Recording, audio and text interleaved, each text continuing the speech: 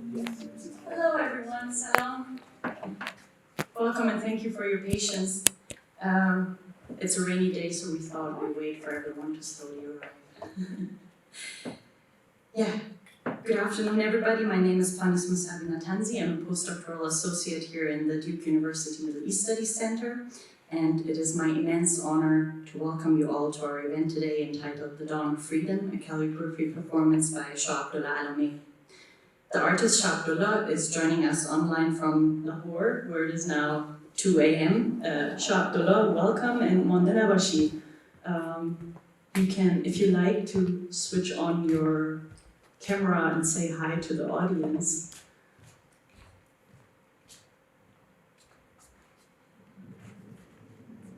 You know, maybe he fell asleep because it's 2 a.m. Yeah. Oh well. So this also kind of, maybe he appears, maybe he doesn't, but it is 2 a.m. in Lahore, so fair enough. But I would like to welcome him anyway, and it not only upsets me that he is not here, I'm going to actually speak in the second person, singular. It not only upsets me that you're not here in person, but it infuriates me. I did not want to cancel this event because we planned it as originally as a live calligraphy performance, and this would have entailed you performing as the audience surrounds you in the Heyden Studio Theater here, followed by a panel discussion about the performance with you present in the room. Now, the question was how you and I can refuse to succumb to the confining and divisive logics of carceral systems and states, and could turn our deep frustration into a generative response of hope, despite the visa rejection. Our conversations began in 2016 in Lahore when I interviewed you for my doctoral research in Afghanistan, Pakistan, and Iran on the war mode of art production in Afghanistan. As with other interlocutors, you and I discussed the problem of interpolation. This means the identity given to a subject or a person through language. I began all my interviews asking how you like to be introduced, and like many of your peers, you wanted to be introduced as an artist, without a national or ethnic hyphenated identity at that point of time. You cared deeply about life, knowledge, and aesthetics, and what we come to know today as Pakistan, Afghanistan, Iran, and India, and beyond. You were born into a family with ancestry from Afghanistan and Quetta, Balochistan. You studied and lived in Lahore. There was so much lost in interpolating you as Afghan Pakistani or Hazara Pakistani and me as Iranian German or Persian Iranian German. It was all not really quite satisfying. Yet, it also was and is part of our lived experience. It influences how we experience borders. It also situates you and I in some of the places where we have been educated, where we lived, where our ancestors are laid to rest, where the gardens and mountains and waters are that our parents and grandparents grew up with. It connects you and I to different communities, people we care about and people we cannot relate to despite holding the same passports. It exposes the struggle for self-determination and the violence of the post-colonial momentum, in which violently imposed borders in the historical past and present were set and which continue to harm people and cause them unbearable grief, suffering, and horrors in the present. 8 years later, and here we are, building on your brilliant original live calligraphy performance series, and I asked you, what if Molana and Faiz speak to each other through you? What if the mediums that you so brilliantly orchestrated do the work that interpolation cannot capture? What if you take the audience by the hand and show ways to reimagine what life in and in between Quetta, Zahedan, and Sana'a, Kabul, Peshawar, Tehran, Shiraz, Atlanta, and Chicago, Berlin, London, Marseille, Dublin, Toronto, Herat, Mogadishu, Port-au-Prince, and Gaza can teach us about what it means to be human in structures of racializing capitalism and war. I thank you, Shah Abdullah, for your flexibility and for agreeing to add the medium of videography to your multimedia performance. I thank you for finding a space where you could record the performance without an audience on such short notice. I thank the wonderful videography team of Kashif Salim for patiently working with us on many late work nights, editing the video, as well as the Lahore Arts Council for their generous support. I would like to thank our wonderful Duke co-sponsors, including the Franklin Humanities Institute, Duke Arts, Art History and Visual Studies, the Duke Islamic Studies Center, History, the India Initiative, and the Office of Global Affairs. And last but not least, I would like to thank our DUMESC Interim Director and the Head of Global Affairs, Eve Duffy, and the fantastic staff at the John Hope Franklin Center, where the Middle East Studies Center is based. Aaron Dillard, Rhiannon C., Rohini Tucker, and Griffin Orlando for your support and for making this event possible. And a big warm thank you to Yoav Saman for recording this event, as well as a really heartfelt warm thank you to Professor Elias, Professor Ramaswamy, and Professor Munhazim for being with us here today and for being part of the panel discussion after the screening. So allow me to introduce Shah Abdullah's bio shortly. Shah Abdullah Alamee graduated from the National College of Arts with a Bachelor of Fine Arts in 2012. He was a recipient of the Haji Sharif Award, the college's highest accolade of achievement in miniature painting. In 2018, he displayed his paintings at the Lahore Biennale as part of Maktab, a collaborative project between the Lahore Biennale Foundation and the Allah Khan Museum. His calligraphy artwork was displayed at the third and the fifth Faiz Festival exhibition. And he also painted for the new Islamabad International Airport. He was a fellow for the artist residency organized by Quad Gallery in Derby in the UK in 2019. Shah Abdullah has an extensive list of exhibitions, and I would like to direct you to his website for an overview of all of them. His calligraphy live performances took, amongst others, place at the 7th Faiz International Festival in Lahore in 2023, and at the first Islamic Biennale in Jeddah in Saudi Arabia, also last year. Shah Abdullah teaches Persian miniature painting, calligraphy, and drawing at the Faiz Foundation. He also served as a visiting faculty member at the School of Textile and Design at the University of Management and Technology in Lahore in 2019. So, warm welcome, and please enjoy the dawn of freedom. Thank you.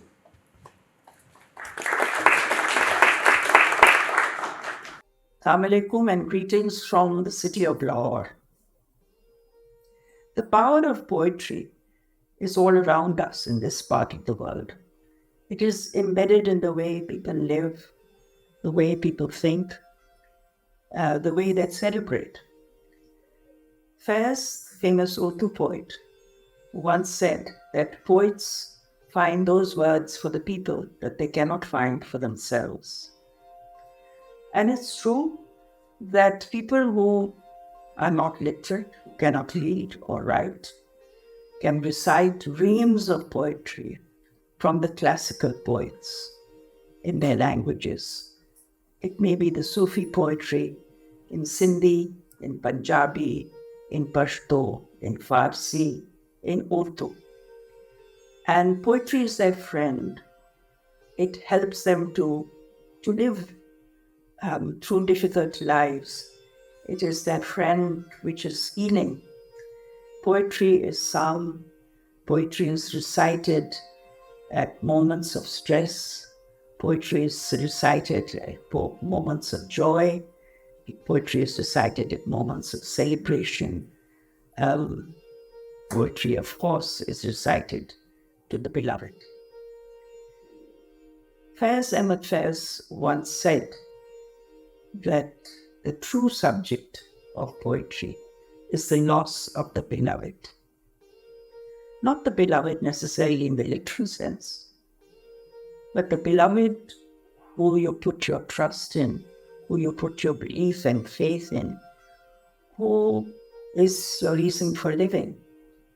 And of course, this can be your faith, it can be an abstraction, but it can also be your people, your country, your culture, anything that could possibly be lost. And then, of course, there is the tangible beloved. the person who, when he or she leaves you, you pine for, and that loss turns itself into a poem. So therefore, poetry is something that is so much more than poetry, perhaps in other countries of the world. But certainly in countries around the subcontinent, Iran, where you've got the great Hafiz Shirazi and you have Sheikh Sadi, and then there is the great master himself, Molana or Rumi, as is known as. Shah Abdullah has actually juxtaposed the poetry of Rumi with the poetry of Faiz Ahmad Faiz, who writes in Urdu. And the two poets, while they may seem to be very different, one writing in Farsi and deeply spiritual, and longing for a certain kind of attainment, and the other Faiz, the revolutionary of the 20th century, who struggled for peace and justice for his people and for humanity at large. He juxtaposes the poetry of both of them until they are meshed in the way that he presents their poetry. Being a miniature painter, Shah Abdullah was well acquainted with the written word, because in the illuminated manuscript, the subcontinent, the writing, the text is very often poetry or fables and narrations that are put into the poetic form, together with the image on the other side. Therefore, text and image intertwine with great ease. And that instigates the kind of work that Shah Abdullah does. It's interesting that he also takes it upon himself to look at other traditions like storytelling, narrating events, which are often something which is also part of culture. And they are not recited without music. And as they're recited, of course, the body moves, as indeed the body moves, the hand moves when you're writing. In the manuscript, it becomes calligraphy. Calligraphy, which then becomes an art form on itself.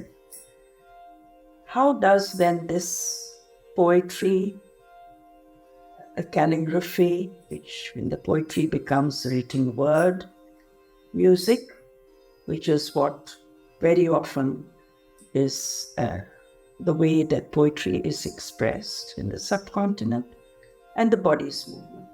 From the hand moving across a page, it becomes a much larger movement against an ocean of gold leaf, which also comes from the miniature tradition of the illuminated manuscript. That sea of gold leaf is there to be the space in which the artist moves and the brush moves.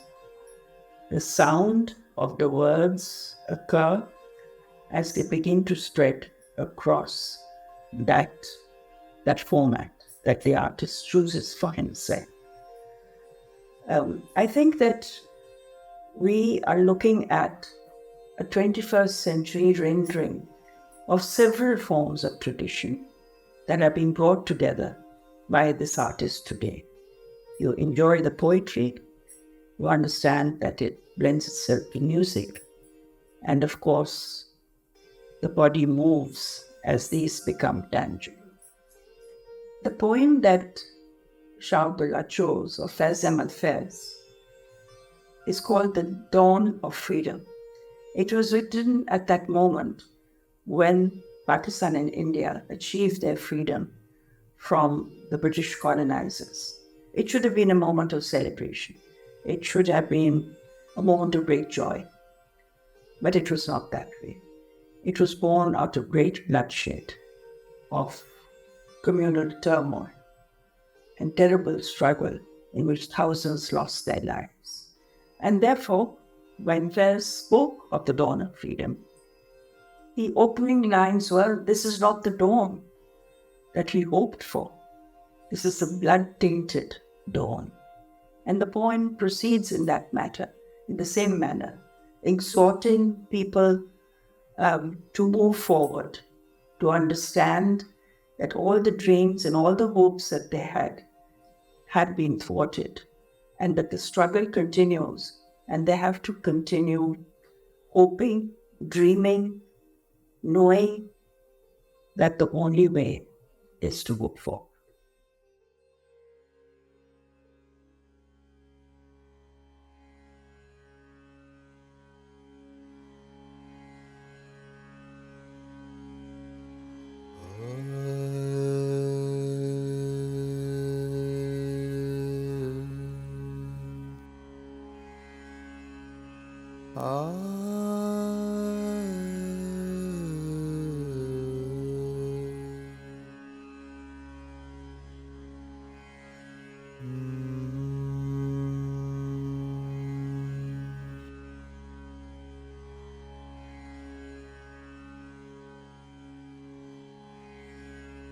برو بر رب بپرس،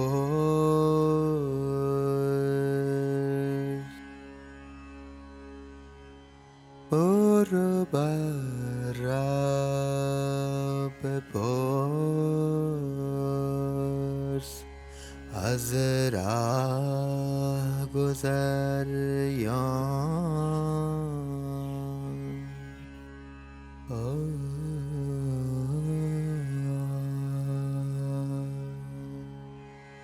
برو بر ره بپرس، از ره گذریان. برو برو برو برو برو بر ره بپرس، از ره گذریان.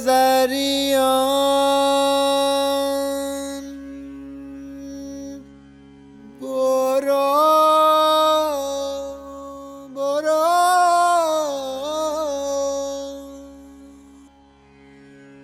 برو بر ره بپرس،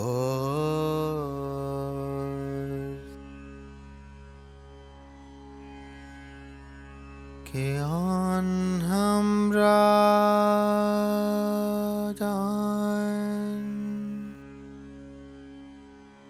که آن همراه جان افزان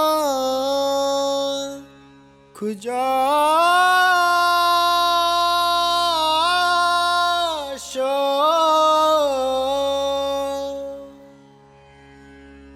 برو بر ره بپرس، از ره گذریان. که آن همراه جان افزا کجا شد.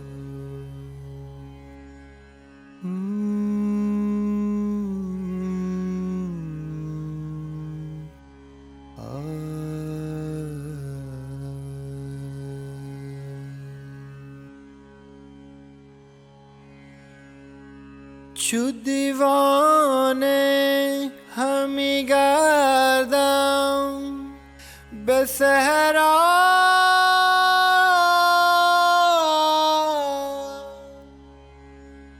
چو دیوانه همی گردم به صحرا، چو دیوانه همی گردم به صحرا. که آهو तरिन सहरा कजा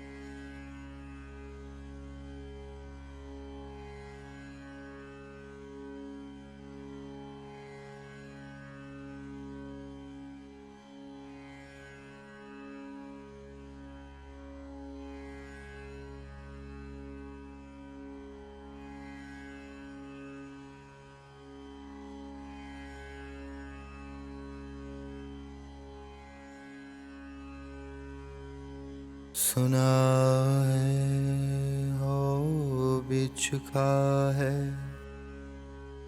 फिराक ज़ुल्मत नूर, सुना है हो भी चुका है विसाले मंजिलो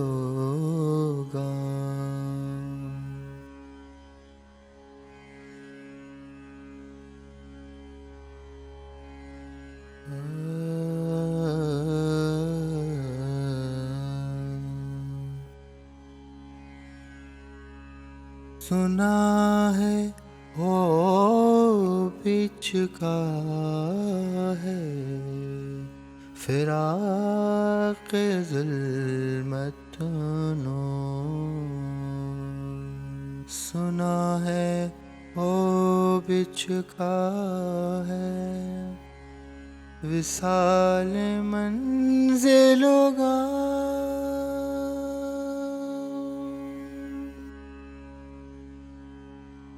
बदल चुका है बहुत अहल दर्द का दस्तूर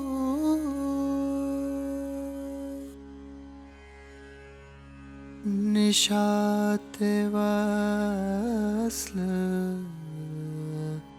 हिलालो अज़ाब हिज हराम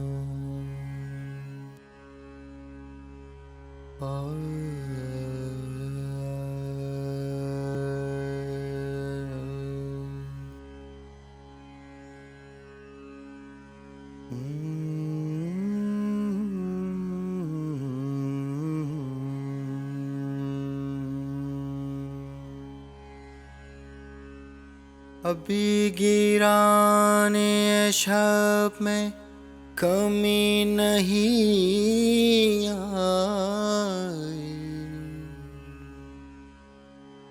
अभी गिराने शब में कमी नहीं आई निजात दी दो दिल की गड़ी नहीं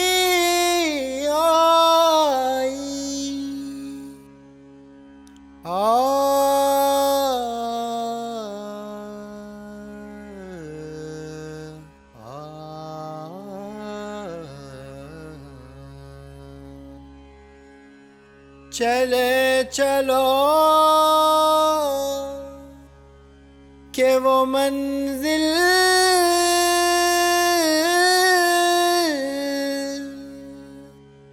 अभी नहीं आई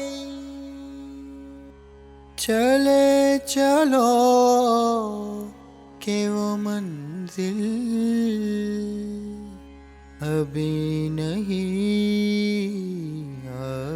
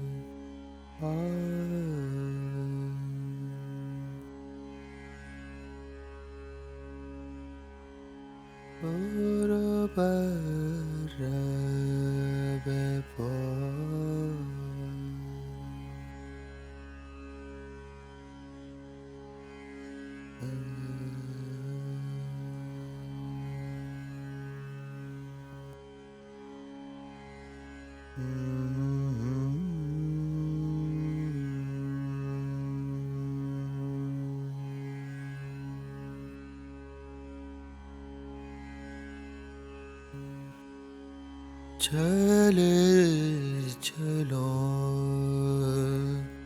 के वो मंजिल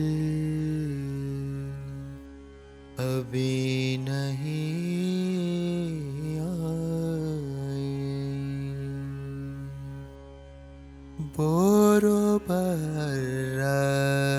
بپرس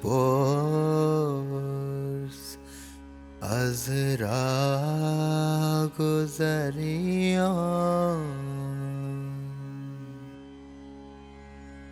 چو دیوانه همی گردم به صحرا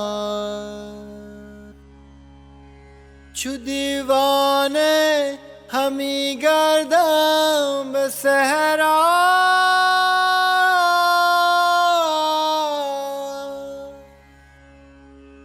چله چلو کہ وہ منزل ابھی نہیں آئی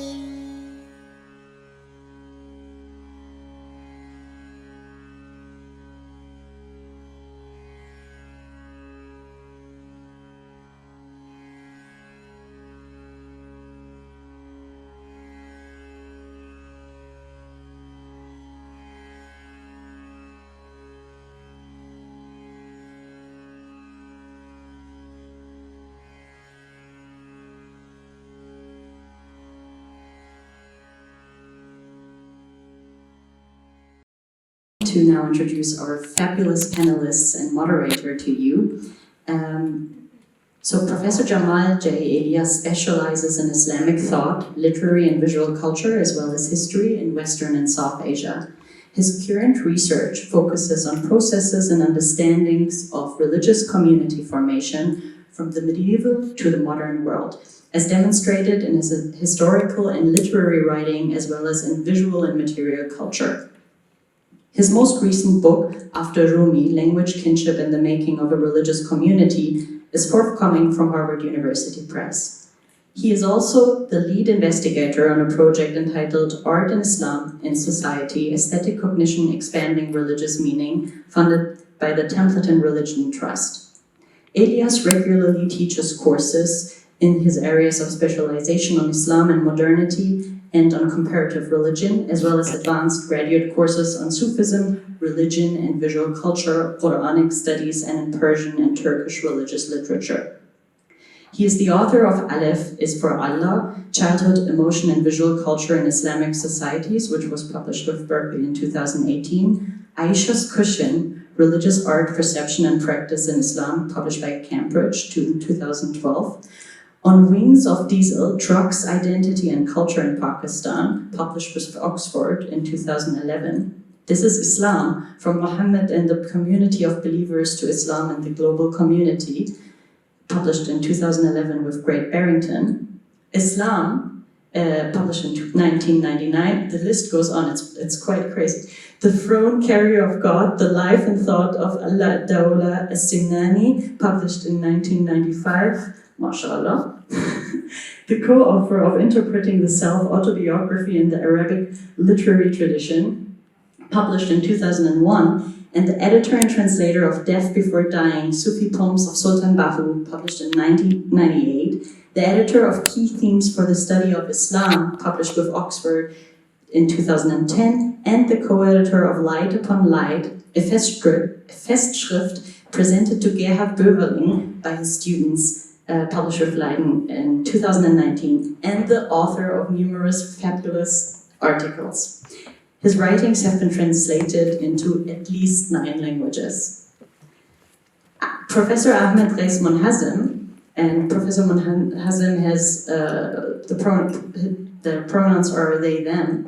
Murat, Afghan, Muslim, and perpetually displaced, is an assistant professor of global studies at Thomas Jefferson University in Philadelphia.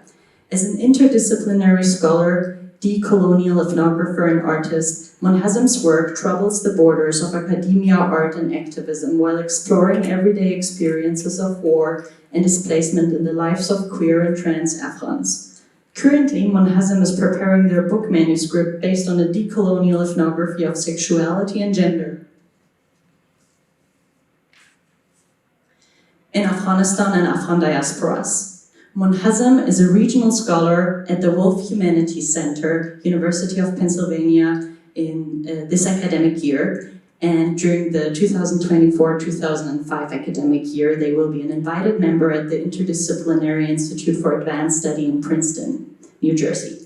Munhazim's academic and artistic work has appeared in the International Feminist Journal of Politics, Journal of Critical Studies on Security, South Asia, Journal of South Asian Studies, QED, a journal for GLBTQ worldmaking, Journal of Narrative Politics, Kohol, a journal for body and gender research, the Oxford Handbook of Global LGBT and Sexual Diversity Politics, and Journal of Narrative Politics. The discussion will be moderated by Professor Sumathi Ramaswamy, who is the James B. Duke Professor of History and Chair of the Department of History at Duke University. She is also the elected president of the American Institute of Indian Studies. She has published on language politics, gender studies, and spatial studies, and the history of cartography, visual studies, and the modern history of art. And more recently, digital humanities and the history of philanthropy in modern India. She is the co-founder of Tasvirgar, a digital network of South Asian popular visual culture, which you definitely should check out. It's www.tasvirgar, like TASVEERGHAR.net. Her most recent works are Gandhi in the Gallery, The Art of Disobedience, with New Delhi Roli Books, the digital project B is for Babu, Gandhi and the Art of the Child in Modern India, and a co-edited volume with Monica Juneja titled Motherland, Pushpampala and Woman and Nation, published in 2022 with New Delhi Roli Books. She's currently working on a new project on educational and philanthropy in British India. And without further ado, the floor is yours. Welcome, our esteemed panelists and moderator. Thank you.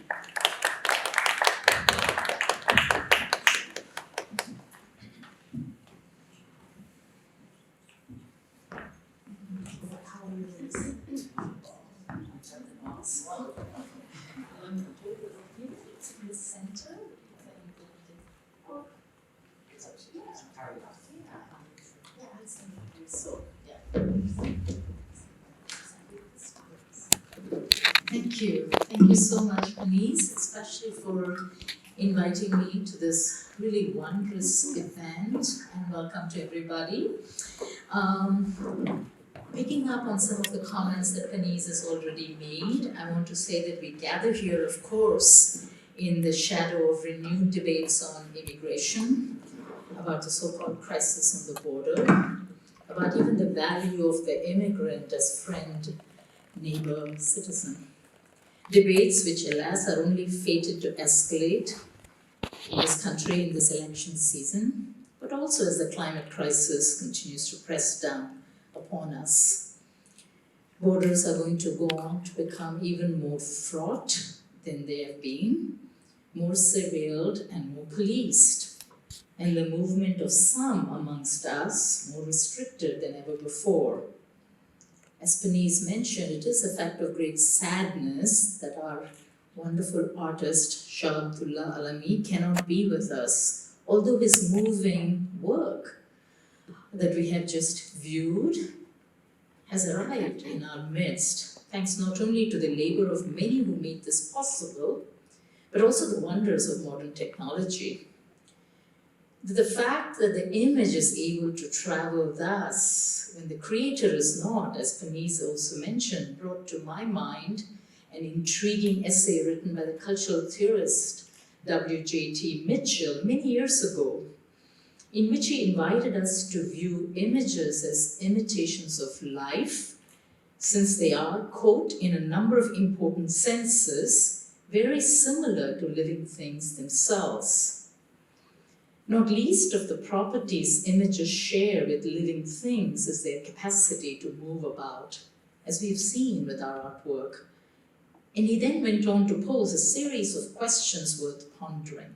Quote, what would it mean to talk about images as migrants, as immigrants, as emigrants, as travelers, who arrive and depart, who circulate, pass through, thus appear and disappear, as having a native or original or aboriginal location on the one side, or the illegal alien, the unwanted immigrant on the other?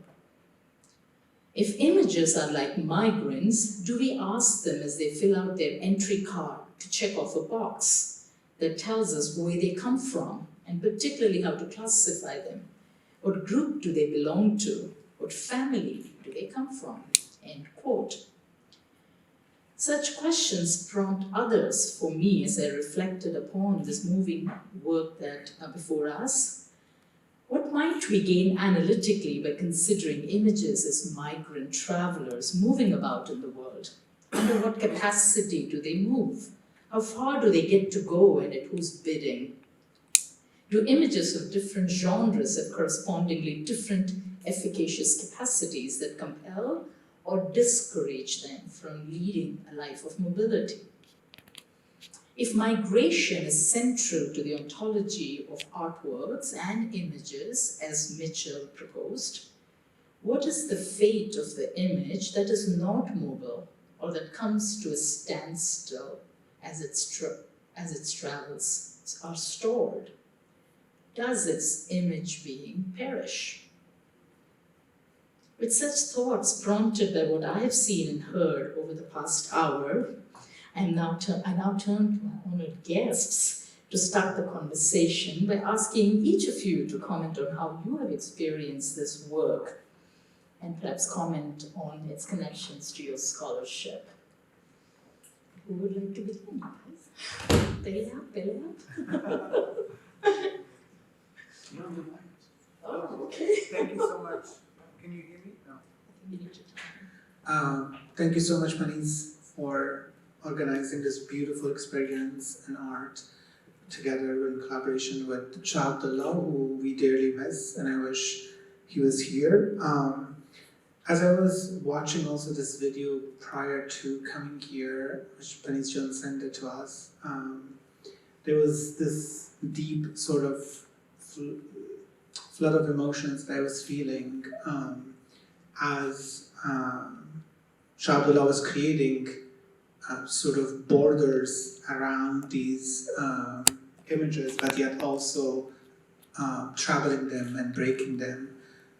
But how elegantly he was also moving very carefully. The performance itself he has created both in terms of the sound, the aesthetic, the colors, and also the poetry, the two poetries. The way I also saturate this in my own work, as somebody who's a trained political scientist, but I do work with gender and sexuality studies, migration studies, but more also my heart is with art, my soul is with poetry. In that sense, it was really hard to exist in the very patriarchal and colonial American academy.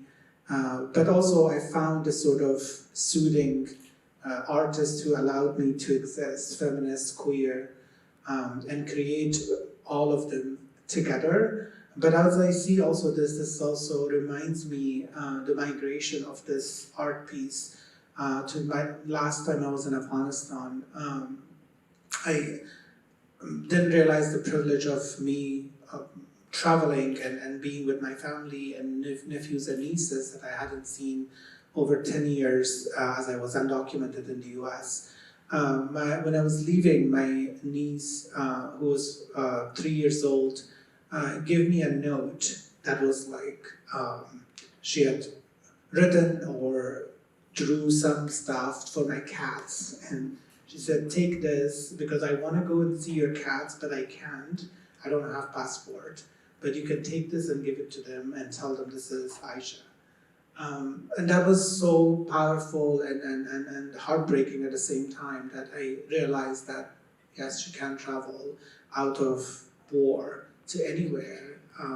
But this also is similar to that how these borders continue to hold us back, but also at the same time, the same states that create these borders around us also bomb us in Gaza, in Afghanistan, in Pakistan, in Swat, or any other places that we have sort of ancestors or connections that then we don't even survive in our own homes. Thank you. That was so beautiful. First, again, I'd like to thank Dr. Paniz Musawi Natanzi, Paniz who is for organizing this, for inviting us. I think it's just such a wonderful event, and I too, really feel very bad at the absence of the artist. It would have been so great to be able to enjoy the conversation, actually learn from a conversation with his presence. And yet, I feel that the absence of the artist in itself is part of the piece. There's a kind of there's a void which we have to fill with our own ideas, and I presume this is recorded and the artists will hear it and agree with something and disagree with something else.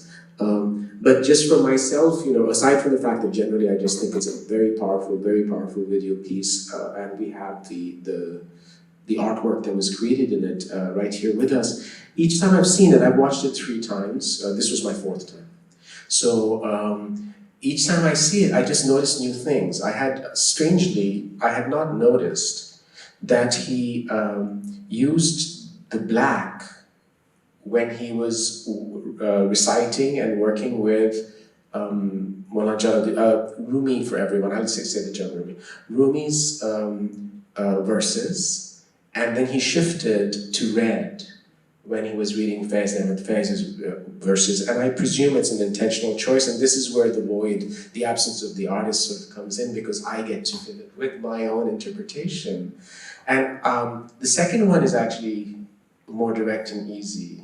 But the first one is, I don't know, again, because that poem, which it's a ghazal from, Rumi has a lot of poetry, but his major collection of poetry, not his most famous work, but his major collection of poetry is called the Divan. Divan just means collection of poetry. And it's from there, and it's this kind of longing for his very close friend, his dear beloved who's vanished. And he is, it's like, where have you gone? Or where has he gone, Kuja Shud? That kind of like, there's darkness, there's emptiness to that poem. It's like, it's all this anguish of not finding someone. And I think kind of the use of black ink, the blackness, kind of really fits with that. And of course, the second one is about, as Silma Hashmi was saying, in her video, just this moment that was supposed to be full of promise, but it was so ruined by enormous bloodshed and loss of hope, that red sort of becomes the dominant color for that moment. So I think it's so beautifully done. And I could talk on, I'm going to stop. That's all I want to say, because that was... Oh, that's a wonderful set of comments, because it takes us directly into the poetry and the 2 poets, right, who have been summoned into being here. The 13th century poet Rumi, Molana, from the greater Persian world, and of course Faiz, who we heard also about from Salima's wonderful comments, the 20th century Urdu poet of South Asia, Pakistan, born in British India. I learned actually, I did not realize that Faiz had actually served in the army, the British Indian Army, which is something to think about in terms of violence, and the fact that he ends up by writing these poems. He was also a teacher, which of course mattered to all of us, and a member of his country's Communist Party. So he had a very, very interesting biography, and the fact that he was chosen as well to be in conversation with Rumi, who we know about, is so interesting. So Salima's comments got us to also think about the place of poetry in the larger subcontinental world. In your readings and listening to these poetic voices from across the centuries, how do you think the artwork then connects the 2 poets and gives us a different way of thinking about the poets and their work, and vice versa? Thank you. Also, I think I can start with commenting on Jamal's point that how does these 2 choices, intentions of like colors of black and read separate, but at the same time, when Shah Abdullah was writing this, this was also, of course, an art can be interpreted in different ways, and as some scholars like Jennifer Doyle have argued that queer form, I'm reading this from also a queer perspective, that queer form sort of invites a very different way of interpreting art, but also displacing the intention of the artist, that also then allows a different kind of desiring. And for me, it was also seeing it as the colors of mourning and violence, but yet also of love, but also in that sense of like how the poetry was connecting, that go and ask Braubuppers, as Rahguzarian, like go ask the people on the street, people who are passerbys, where is my lover? And I loved also the translation of it by Jamal, to see also the very masculine pronoun used, go ask where he is, as Farsi doesn't have the pronoun, but of course the intention behind Maulana's poem has always been he, which is also in so many ways it's reference, of course, to the divine, but yet also from a queer perspective, it's the image of the masculine, that there is a queerness in this poetry, that also in so many ways, of course, it travels those who are Islamic scholars, that it's not in the right way of reading Rumi, but for me it also allowed me to survive my own queerness in Afghanistan, to read Rumi and also interpret it in different ways, but in a very different time period, which also Shah Abdullah does. But also it shows these fragility of border that exists between Afghanistan and Pakistan.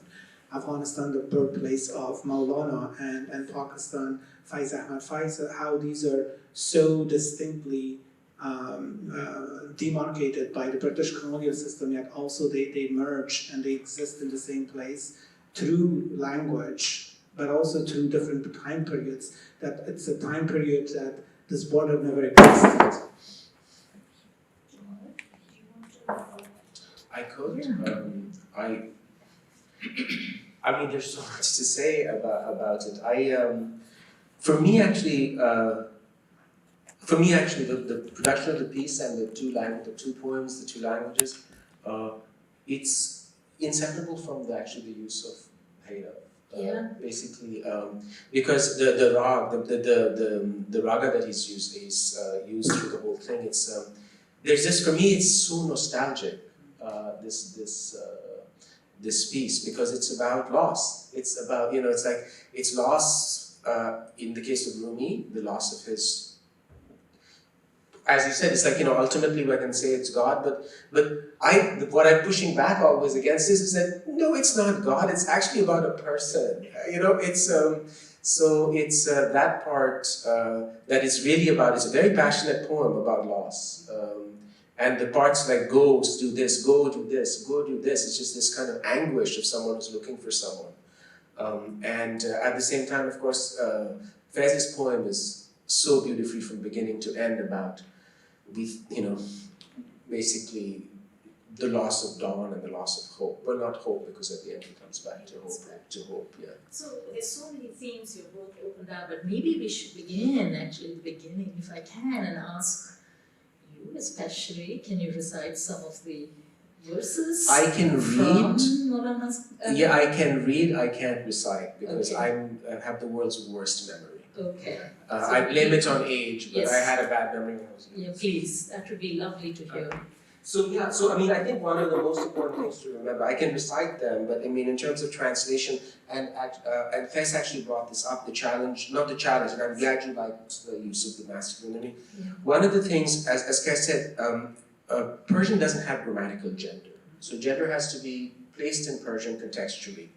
Otherwise, it doesn't exist. And it's really strange. If you ever read a lot of the old-fashioned translations of Persian poetry, I'm always remembered of the Rubaiyats of Umar Khayyam, which, it's like there's this, I'm sure people have heard about Umar Khayyam and his poetry, but he's a very interesting 19th century creation as an English poet. And they're always, all the good volumes used to have these very, kind of very sensuous paintings of these languid-looking, beautiful women and this old man looking at them.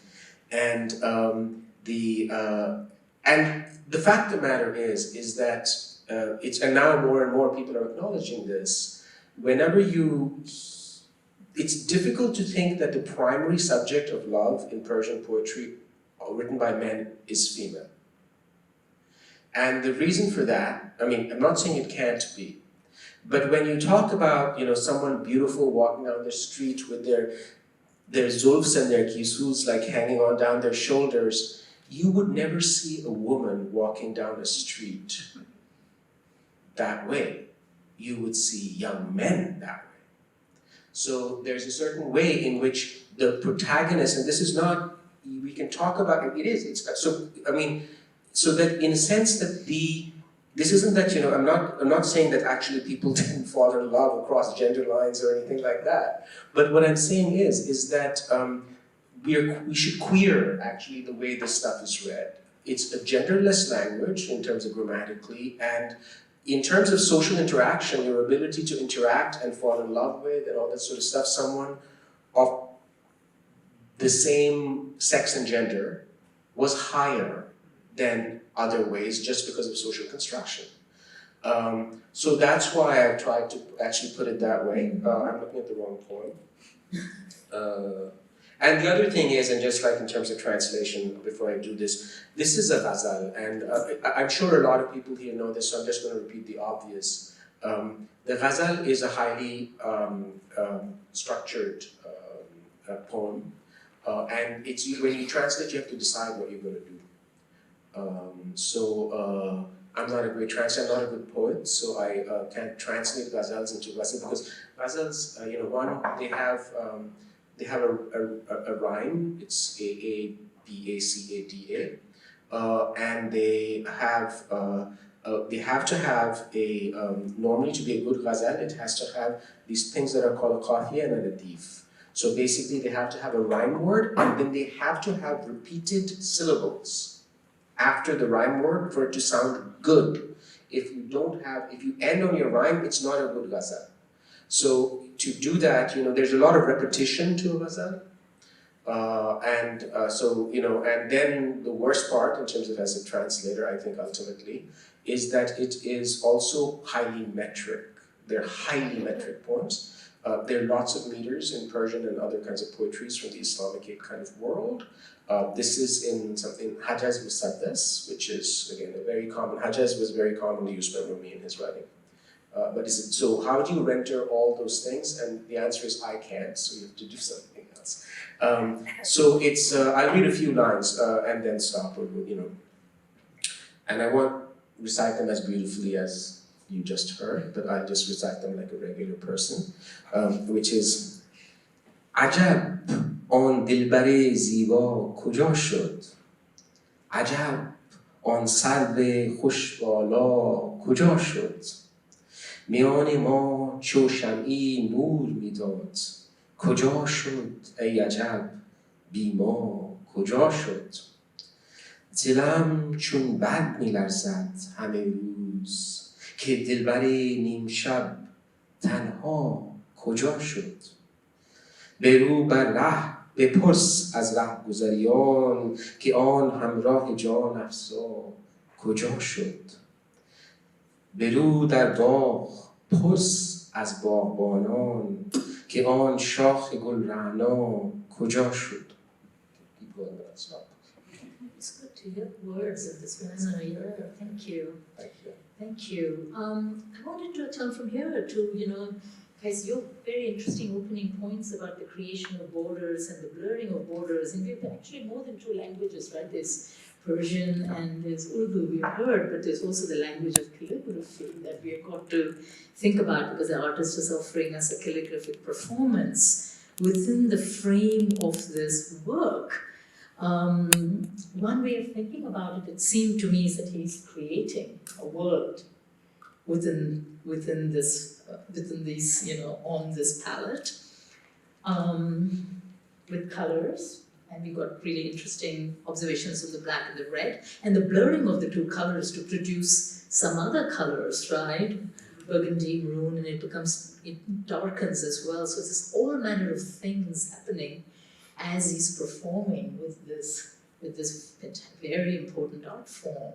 So what kind of world, in your thought, what kind of world is being created here, you think? And what is the world he's inviting us into? That's an amazing way to look at it, the creation of a word. I think it's also a word of intimacies that I see and I feel, because there's so much that's happening also in the video itself and the sound, and also there's two doors behind them that are open that I'm not sure if it's intentional, but it felt very intentional as I'm watching it. But also the colors. Watching this, I also was like, oh, I want to be that. I want to bring those colors on my body. So, but the way I look at it is also like queer. Aesthetic is very, very queer, and it's also like so important for art or any sort of expressions of feelings or writing and emotions and affect, and how to also create a word. And to me, when I look at this, my own queer word making was done through art, poetry, through my own also mother, who was Pashtun. And I remember from very young age, she would read to me Pashto poetry. And I also grew up speaking Farsi, Dari, and at home. But as I got older, I tried to look for those poems that she was reading me. So I asked her, where did you get these poems? And she said, I can't read or write, I made them. As I was playing with you, as I was talking to you, in some ways I've never done this to any other of my children, but in some ways the way you moved, the way you interacted with me, I made poetries for you. And so that's where I also got my own queer word making, through my mother's poetry, but also through her own aesthetics, that she made me this dress, for example, without even asking me why I need a dress and why would I wear a dress. So all of that, I think, is what I see in here happening. It's the queerness that exists in that part of the world.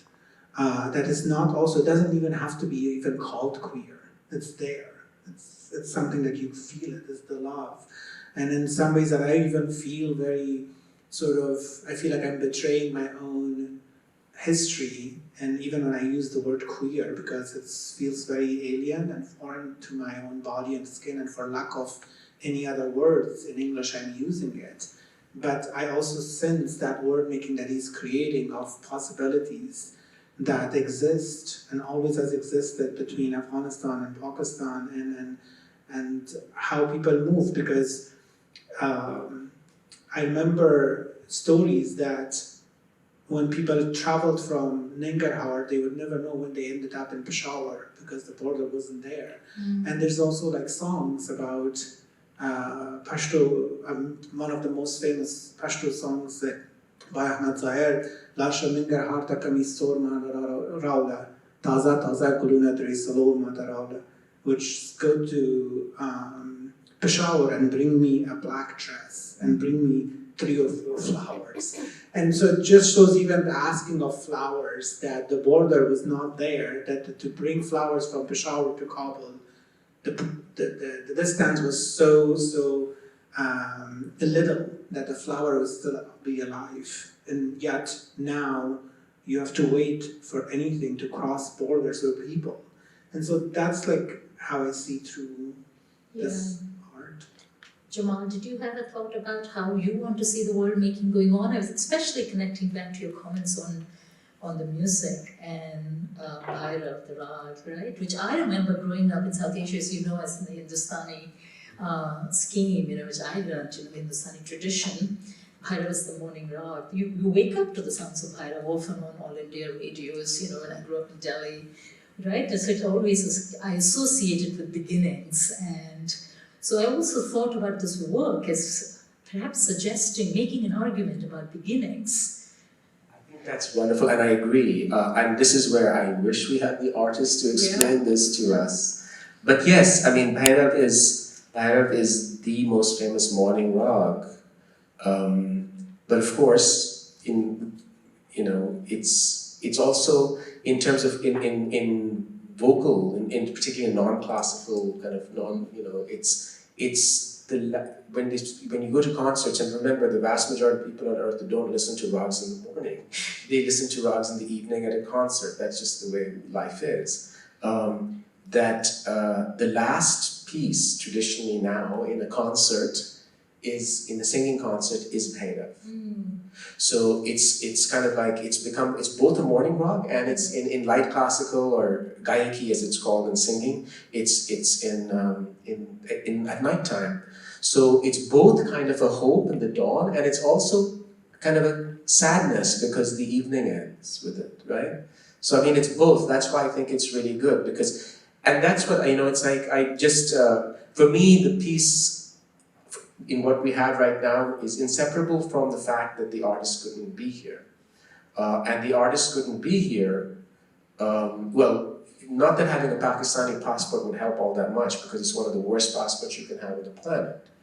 But as someone who is not a fully documented person, and rendered that way by modern state politics, the politics of anti-immigration. I mean, and this is not both the US, but this is, Pakistan is very similar in the same way. Iran is the same way when it comes to both for Afghans, in the sense that these are countries that have welcomed people when it suited them, put them in trouble when it suited them, and has, like most people in modern world are immensely anti-immigration.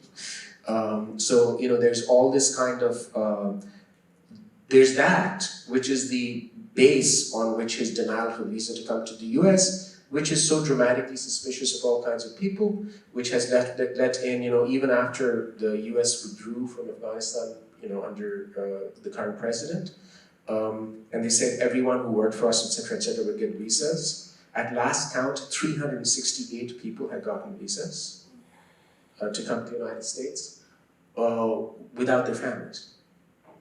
So there's no relocation or anything. And so it's like and in that environment, ultimately, for a young man or precarious kind of situation who is unattached, etc., they wouldn't give him a visa to come and do this. So that kind of thing, that the hope of having someone come, the hope of not being able to come, the wanting, then making the best out of loss, all those things, I think, for me, come together in the piece, including the choice of music. Yeah.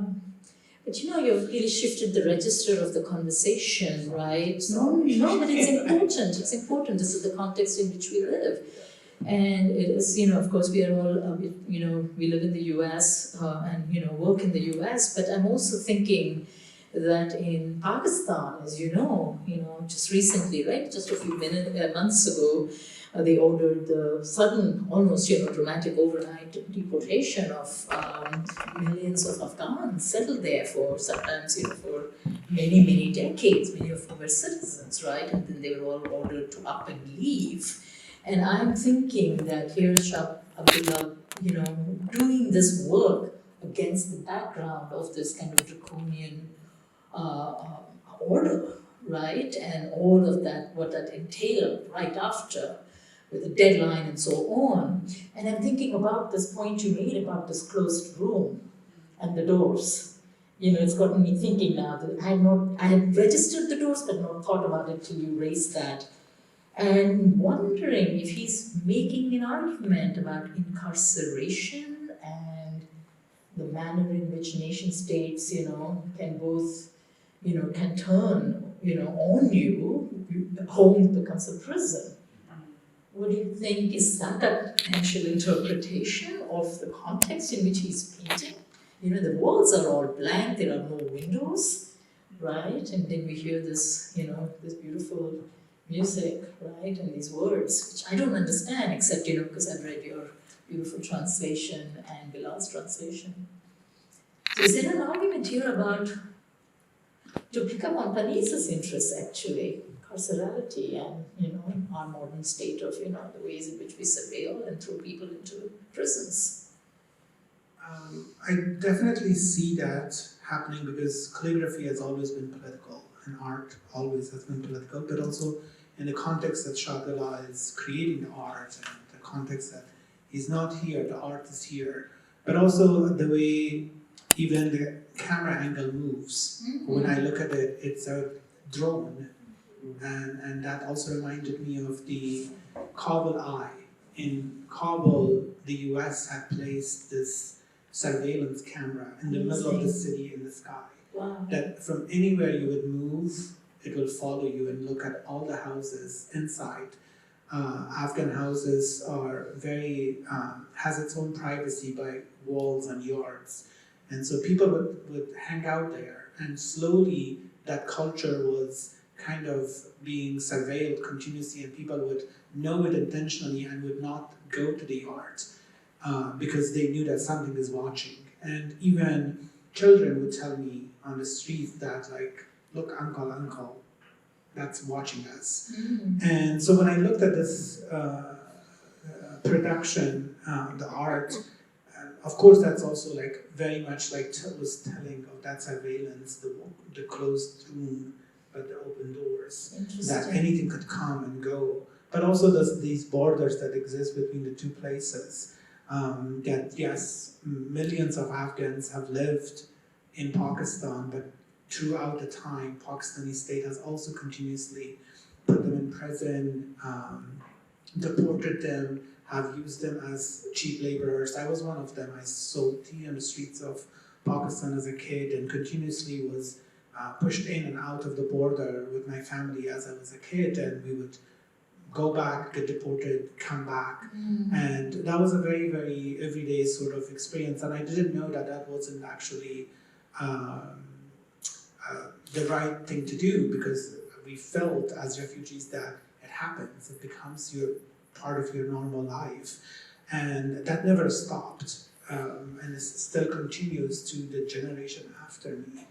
And I think Abdullah's work is also like alluding, even bringing these two poems and talking about borders, that throughout generation this sort of border violence continues in the Afghan and also the Pakistani lives. But him as somebody who is also from Balochistan, that is continuously surveilled and policed, is also another way of creating this art and telling that state violence.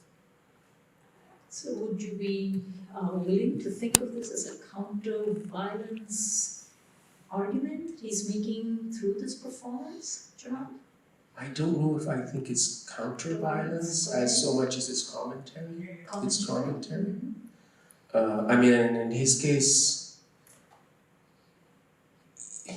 he's born in Pakistan. So there's this, in Pakistan's case, Pakistan is a jus solis, a state where you get birthright citizenship. They changed their laws, made an exception for Afghans, and because of the number of people that came. I mean, there's a logic to it. But still, they made an exception, which has then been extended to other groups that they haven't wanted as refugees to assimilate, to basically to become naturalized. So Bengalis, Rohingya, strangely, well, I mean, again, I don't, this country, it's like, the southern border where brown people cross from is sealed. But how many Ukrainians came as refugees in the last 2 years? So there's a way in which these things kind of work out. I mean, it's not like this is a unique scenario, but it is unique and important to everyone who lives through it. So I think to think that someone like that is someone with a job, a major artist, well recognized, protected, still has that kind of precarity is really a sad thing. But I also think the choice of Faiz in that poem especially, right, because it ends on a hopeful note. So I think my sense is the artist was not here, but I think the choice is deliberate, because there's a message of hope, I think, emerging from this work, from our viewing of the work, from these conversations we have. Can we be hopeful in these circumstances? Of course we can always be hopeful. I never think of that poem as being a hopeful poem. You don't? Because most of it is not hopeful. Yes. Most of it is about how things are bad. So Yeah. in the end, it's not, it's, But Salima too thought it ended with hope, no? well, the person who was doing the commentary is the poet's daughter. So she should know. On the other hand, she might want to recast her father in a different light. I'm not, and I never thought of it as a particularly Hopeful poem? Yeah. Interesting. Yeah. What lovely poems. Even if the poem is not hopeful, do you think the work of art is getting us to think, in a way that can elevate us? For sure, works of art can do, but it's asking us to remain, strong in the face of all kinds of adversities. The artist certainly is continuing to paint in these circumstances, right? Which is amazing. Yes, I mean, queerness is the hope. And so I see it from every aspect of my life through that queer lens, because if I don't see that hope and dream, I wouldn't be here. And despite it all that is happening in across the borders of Pakistan and Afghanistan, and what also Shah Abdullah as a Pakistani citizen, but yet also of ancestors from Afghanistan and born in Balochistan does, is that it shows also that intimacy that exists between civilians of the two places, the ordinary people, that it was for those people that we also, refugees, have survived in these very, very highly policed states. And then that shows that also that sort of hope is coming from the people. And that's, I think, what Faiz is also alluding to. It's a poem that's not of hope, but yet also of like, it's not the end. And then he continues, he says that morning hasn't come yet, but it is going to come. So when it hasn't come, that means it is coming. Right. And that's how I see it, because it comes to the Shah Abdullah's, like also that he doesn't, as a person, he doesn't see that border as important, so he breaks them. And I've always found hope in people, rather than, of course, states and borders. Sure. And here's Faiz's words, right? With due respect, somewhere would be the shore of this night's unhurried wave. Somewhere would be an end to our heart's voyage of sorrow. That's in the beginning where it's talking about that. Thought that. Yes, sure. Thought that. Not that. We thought that. Not that. I mean, I'm not a grouch. I would very much like to be hopeful, and I am a hopeful person. And I love, actually, Faiz, I love your the way you injected hope in that thing, because just that one has to. Yeah, I mean. And let us keep going, friends. I'm sorry, I'm stuck on this point, but there is, when you see works like this, when you listen to, when we come together in solidarity and so on, our spirits are lifted up, right? And I think reading his poem or Rumi's poem does fill us with that. But maybe before we turn it over, also to invite questions and comments from the audience, which we would love to hear. Maybe I'd like you to say a couple concluding thoughts about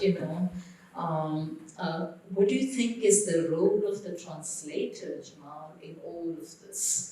A translator of Rumi from many centuries ago, but even someone like Faiz from the last century, right? And translating into the dominant language of English, but still, what is lost, what is gained? I think, it's an important question, and one that I can't presume to fully answer, because these are opinionated answers, ultimately. I really think,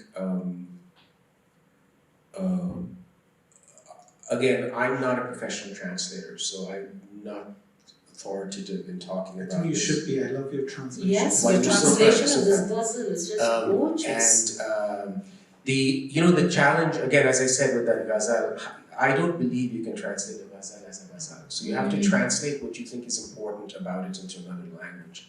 There have been several translations of Faiz Ahmad Faiz is like the most popular Urdu language poet there is, and there have been several good translators who worked on it. But how do you translate moment? How do you translate idiom? So, for example, in this particular poem, I'm from Pakistan. You know, I'm not saying that because I'm from Pakistan, but you grew up with this stuff. But when I read this poem and the hope at the end and all that kind of stuff, Pakistanis in the audience will, or if there are any, they know this. Pakistanis revel in how bad things are. A lot of people in a lot of countries do this, right? It's like, you know, man, it's so bad. It is so bad. Things, and then they're happy when it even gets worse. There's a particular way, because it's a way the culture functions, and then there's hope, right? So in a certain way, it's not that they're hopeless people, it's not that they're ridiculous people in certain ways. Everyone, I'm saying all Pakistanis, 220 million people are exactly the same. But the point being that it's a culture in which it's like, you know, these are also their cultures in which the poetics are about loss, about tragedy, about pain, but ultimately about survival. So I don't think, this is obviously a hopeful man, but he has, the Ethel and Judith Rosenberg, the people who, when they gave the nuclear bomb secrets to the Russians because they didn't want a unipolar world, and then they were killed, executed. He has a great poem about them, one of his best poems, We who were killed in dark pathways or roads or something like that. So that's his most famous poem. There are lots and lots of poems about like darkness. So I mean, I don't think at the end of, so I mean, what are you supposed to do with the poem? I mean, you translate a translation. I mean, from my perspective, I luckily translate dead Sufis generally. And they're a safe subject matter to translate because A, they're talking about love, which has heartbreak and hope built into it. And they're dead, long dead, and they can't come back and tell me I'm wrong. Qais, do you have a last word on aesthetics and queer politics? Yes. I will read a short poem of mine to conclude, because this was, as I was watching actually the performance, it also reminded me his own aesthetic as well, the black shalwar kameez that he was wearing, but also the way he was moving, the tenderness in his strokes of the paint. Of my last night that in Afghanistan, that I wanted to take my own life. This was, I was young in love, but also realizing my queerness as the dawn of actually democracy was happening. There was elections in Afghanistan in 2004. لبریزم کن از عشق، از شهوت، از زیبایی دیگر باشی. حال که فرستادیم از هر جا، هر شهر در میان کوه پامیر و آسمایی و کابل زیبا میدان جنگ اجنبی ها مگر شهر امیدها آرزوها. Fill me to the brim of love, of lust, of queer beauty. Now that you have sent me down of all the places, of all the cities between Palmyra and Asmai mountains to beautiful. It also invites a sort of like harmony and peace. It's very, and also like it's a rag in the background, but the poetry is then in Farsi, Dari, and then it's in Urdu. So it, again, to that sound, the voice itself, it renders these borders fragile and fraudulent and takes them away. But also, there was this sort of very spiritual peace and harmony that I felt in the sound, because although it's not of an Islamic sound, but yet also the way he sings it, he makes it very, very like Islamic in many ways. I mean, as I said, I think the choice of what mode to actually do this in is very important, clearly. But I kind of agree. For me, I'm not used to hearing Persian and Urdu going together in that way. So it's being sung in the same mode. It's got the same kind of very deep voice singing it. So it's this way in which, as you said, breaking the borders. It's that these two languages are in the same piece. So it's not just these in the visual, but in the sung portion, these two languages are in the same piece, but also 6 centuries of separation are eliminated in one piece, which I think is extremely powerful in the way it's actually rendered. And I think actually maybe that's what you were thinking about. Is I also feel that in a certain way the sound quality of this is key to the art piece in terms of this intertwining and everything we're seeing and combining these two people, but to combine them actually in sound in such a tight way. Paniz, have you had a discussion with him about the choices or no? About this whole issue of like why the sound portion. You mean just the singing part? Like what? So in terms of the poetry. In terms of the poetry, like we chose particular verses, but then how he went about putting them into a conversation, he jumped between the poems as well as within, like he also mixed up the order of the poems themselves. And he really, really has been committed to practicing singing seriously. So he has put a lot of thought into how to actually go about the rendition of the sound, indeed. Also, historically, calligraphy has been also done silently. So I think that's important. What he is, his intervention is that he's bringing sound.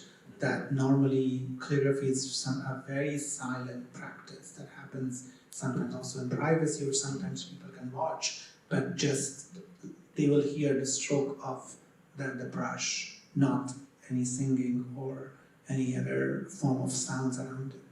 It's so interesting to make that point, because for me, when I heard it again, I had seen it earlier when he shared the video and then saw it again. It actually alerted me more to silence. Because there is, of course, sound, but there's also a quietness about it. It made me think about how we think about sound. But also, to pick up on Paniz's point, it's that opening moments. It's almost as if his body is preparing himself, through these words and the tanpura, right? Is that what we're hearing in the background? Just that single musical instrumental sound in the background.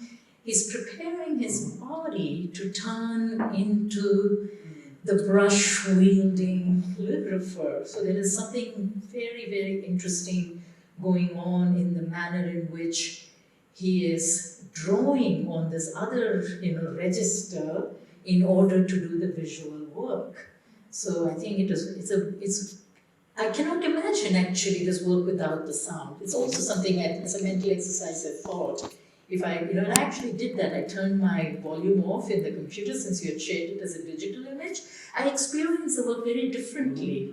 It was, I wouldn't say it was any less, it wasn't a lesser form. I just experienced it differently. So it's something to think about, right? How our affective states are affected when we see something, we're hearing something to come together. I think also you mentioned something so important, the visuals, that towards the end he also becomes part of this. Because sometimes then at the end, that last shot that you see him holding this bowl of paint, you don't know if that's him or one of the calligraphies, the lines, because he just becomes part of it at the end. It was, I think, very, very aesthetically beautiful. I would like to thank you all for your fantastic questions and for sharing your thoughts. It has been extremely precious. And please join me in thanking our epic panelists and moderators. Thank you so much. this is another beginning, and I hope like we're trying to archive the work in different spaces, and I hope we can keep you posted and continue these conversations. And I'd like to invite you, we have a reception outside, so please help yourself and we can continue the conversations outside. Thank you so, so much.